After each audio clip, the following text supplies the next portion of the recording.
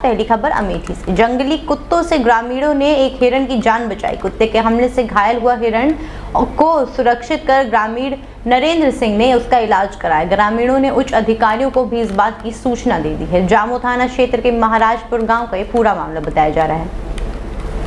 यही घर के बगल में नहर के पास 3-4 कुत्ते उसको घायल कर रहे थे। फिर हमने देखा, दौड़ के उसको फिर पकड़ के ले आए, अपने यहाँ रखा, उसको पानी पिलाया।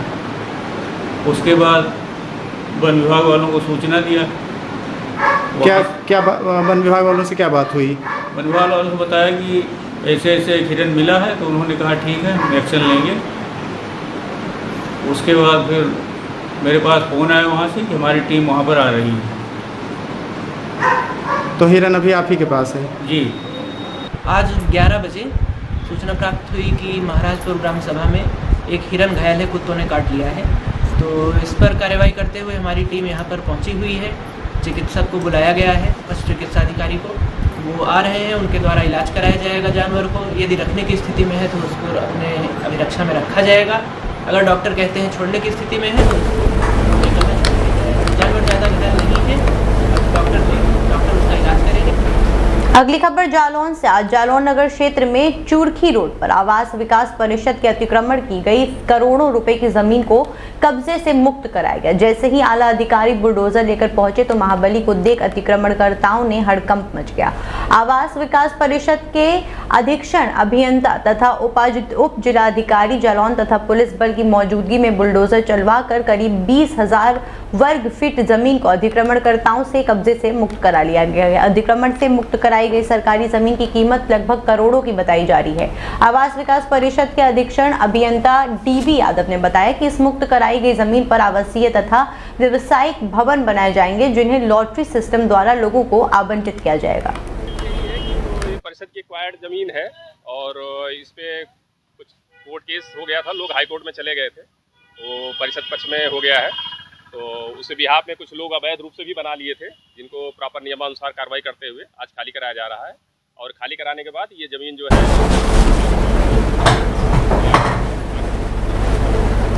अगली खबर लखीमपुर खीरी से, जहां पर चेन स्नैचिंग की घटना का गोलक कोतवाली पुलिस ने खुलासा किया है। 2 अंतर्राज्यीय अपराधियों को पुलिस मुठभेड़ में गिरफ्तार कर लिया गया है। अपर पुलिस अधीक्षक प्रकाश कुमार ने जानकारी देते हुए बताया कि 25 से 20,000 रुपए के इनामिया 2 अभियुक्त आपर्ति गुप्ता और अभिषेक जौहरी उर्फ पंकज जौहरी को गुरुवार को पुलिस मुठभेड़ के दौरान गिरफ्तार कर उनके कब्जे से अवैध तमंचा, कारतूस और नकदी आदि बरामद किया गया है। गिरफ्तार अभियुक्त शातिर किस्म के अपराधी हैं, जिन पर विभिन्न जनपदों में लूट चोरी के 1 दर्जन से भी अधिक मुकदमे पंजीकृत हैं।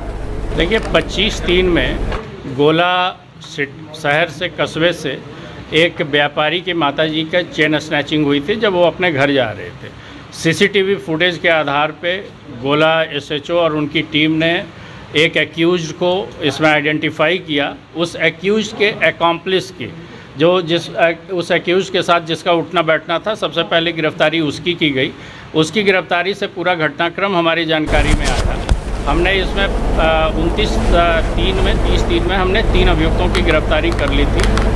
अगली खबर बांदा से। राहुल गांधी और सोनिया गांधी के खिलाफ 13 साल बाद ईडी की चार्जशीट को लेकर प्रदेश भर में कांग्रेसी सड़कों पर आ गए हैं। यूपी के बांदा में भी ईडी की इन कार्यवाहियों को लेकर कांग्रेसियों ने विरोध प्रदर्शन शुरू कर दिया। कांग्रेस अध्यक्ष राजेश दीक्षित के नेतृत्व में आज दर्जनों कांग्रेसियों ने हाथों में ईडी और सरकार विरोधी बैनर लेकर जमकर नारेबाजी की और अशोक लाट ने धरना प्रदर्शन करते हुए कलेक्ट्रेट पहुंचे। कांग्रेसियों का कहना है कि सरकार विपक्ष से और खास तौर से कांग्रेस से भयभीत है, इसलिए अपने बचाव में ईडी को आगे किया है। कांग्रेस जिला अध्यक्ष राजेश दीक्षित का कहना है कि कांग्रेस और कांग्रेसी और राहुल गांधी किसी भी ऐसी एजेंसी की दमनकारी कार्यवाही से न डरते हैं न डरेंगे, और अगर यही दमन की राजनीति मोदी सरकार करती रही तो उनके खिलाफ पूरे भारत में प्रदर्शन किया जाएगा, चाहे इसके लिए कांग्रेसियों को जेल ही क्यों न जाना पड़े। आज हमारे राष्ट्रीय अध्यक्ष माननीय खड़गे जी के निर्देशन पर पूरे भारतवर्ष में ईडी CBI को लेकर के जो गलत तरीके से, फर्जी तरीके से हमारे नेताओं को फंसाया जा रहा है, ये इससे मोदी और योगी घबराए हुए हैं। मोदी की सरकार घबराई हुई है।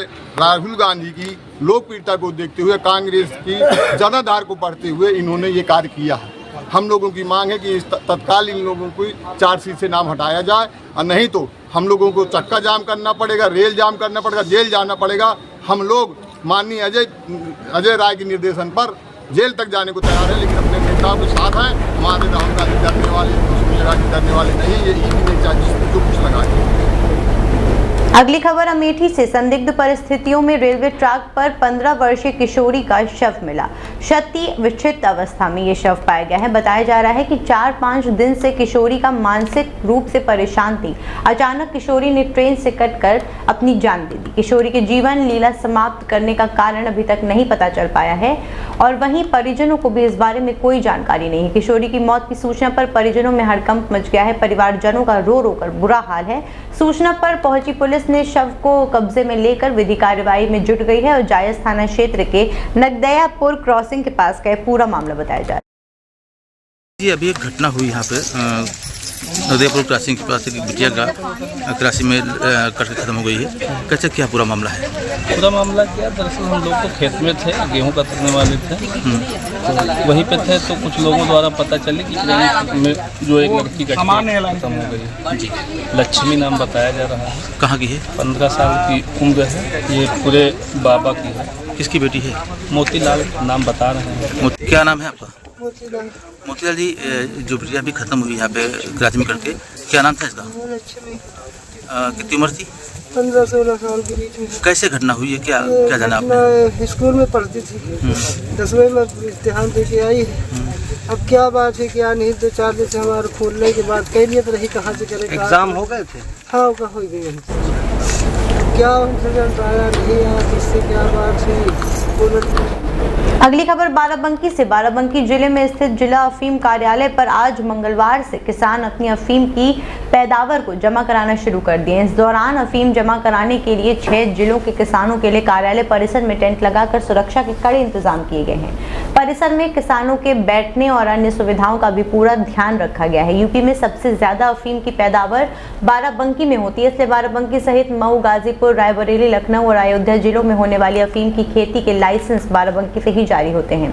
इस बार लगभग 3000 किसानों को अफीम की खेती करने के लाइसेंस मिले हैं, जिनमें से 629 किसानों को चीरा लगाने की अनुमति मिली है। बाकी किसानों को जेपीएस आधारित लाइसेंस मिले थे, जिसके तहत उन्हें अफीम निकालने की इजाजत नहीं थी। इनमें से करीब 2000 किसान बाराबंकी के थे। मार्च में तैयार हुई फसल के बाद किसानों का कहना है कि मौसम अनुकूल रहने के कारण इस बार पैदावार ठीक हुई है। विभाग के अनुसार 16 से 18 अप्रैल तक अफीम जमा होने के बाद डोडे जमा होंगे। जिला अफीम अधिकारी करुण बिलग्रामी ने बताया कि पिछले साल की तुलना में इस बार अफीम की पैदावार ठीक रही है। पिछले साल 69 किसानों ने चीरा लगाया था, इस बार करीब 300 किसानों ने चीरा लगाया है।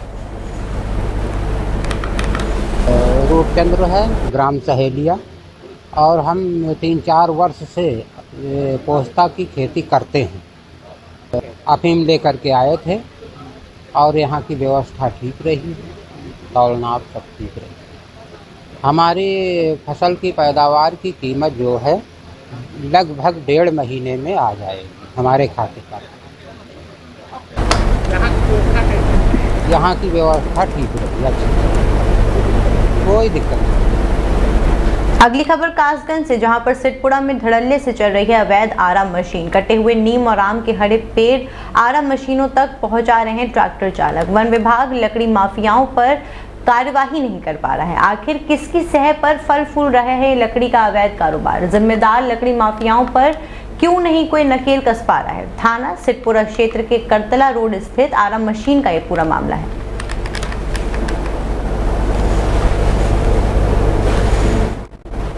अगली खबर अलीगढ़ से। नकाबपोश बदमाशों ने दुकान में घुसकर दुकानदार से मारपीट की। दुकान के अंदर से खींचकर व्यापारी को जमकर पीटा। नकाबपोश बदमाश का लाठी डंडों से मारपीट का वीडियो भी वायरल हो गया है। दुकानदार के साथ मारपीट की घटना को अंजाम देकर तमंचा लहराते हुए फरार हुआ बदमाश। पूरा मामला थाना हरदुगंज क्षेत्र के गाँव कलाई की घटना बताई जा रही है।